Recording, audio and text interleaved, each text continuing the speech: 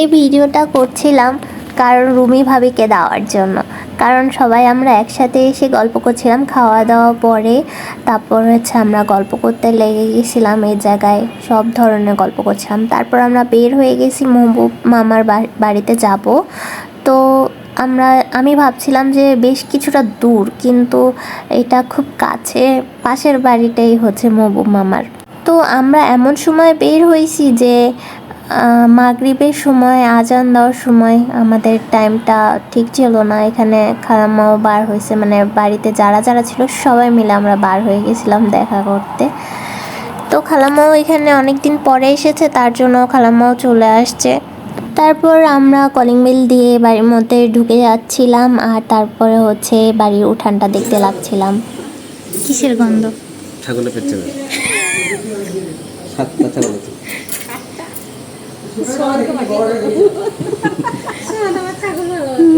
এখানে সব আম গাছ, ওই দেখুন নারকেল গাছ, ওইখানে আছে 3টি জাম গাছ, তারপর ওই তিলু গাছ আছে কয়টা।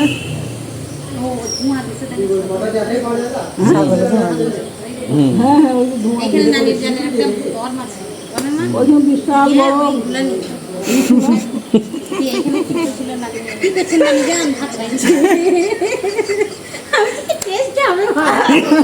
মজা টজা করার পর আমরা সবাই বাড়ি চলে গেছিলাম। আর এদিকে কাশ্মীরা ভাবি, আমি আর আমান ভাইয়া বার হয়েছিলাম একটু স্ট্রিট ফুড খাবো, তাই সালারে ফেমাস কিছু খাবার আছে, সেখান দিয়ে কিছু ট্রাই করব। সালারে অবশ্য কাবাব, রুটি এটা খুব ফেমাস। পরে আমি সালারে খেতে পারিনি, কিন্তু মাসুন্দিতে পলাশ ভাইয়া খাওয়াইছিল, তারপর কাশ্মীরা ভাবিও খাওয়াইছিল।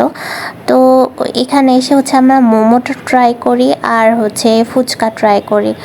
তো এই জায়গায় আমরা চলে আসছি মোমোর দোকানে। এটা নাকি অনেক বেশি ফেমাস আর অনেক লাইন দিয়ে সেল করে। তো এখানে আমাদের মোমোটা একটু খারাপ মোমো দেয়, তো এটাতে আমাদের ভালো লাগছিল না। আর এই স্যুপটা খুব মজা ছিল মোমোর থেকে। তারপর আমরা কষ্ট করে খেয়ে তারপর ফুচকা বাড়ির জন্য নিয়ে নিলাম। তারপর চলে আসলাম।